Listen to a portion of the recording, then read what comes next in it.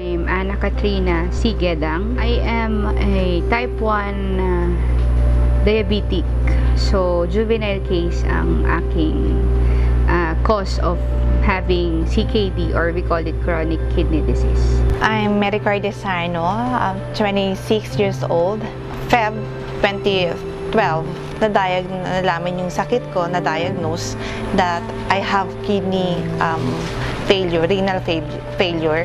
I was diagnosed as diabetic at the age of 6 years old. So when I had the urinalysis, I had a complaint with my mother na may abdominal pain ako.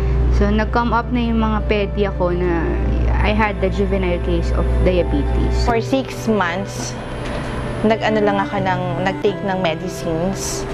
And then after 6 months, nirecommend na ako for dialysis, peritoneal dialysis.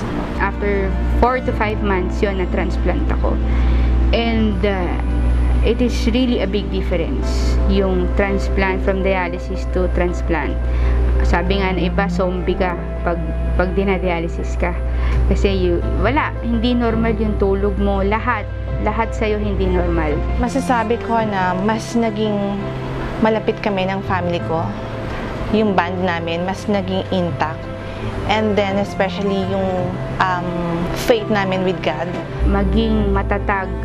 Kumbaga, faith number 1, yung belief natin, yung miracles and everything. Yun yung makakapag-motivate sa atin para magkaroon ng will to live. At kung marami kang taong iniisip mong umaasa sa iyo, yun siguro yung mga bagay na makakapagpalakas ng loob mo. Kumbaga sa panahon ngayon, hindi ka naman basta pwede, akin na lang yung kidney mong isa, ibigay mo. Hindi ganun kadali. Tulungan niyo sana yung mga tao na nangangailangan ng donor. Kasi marami pa kami magagawa.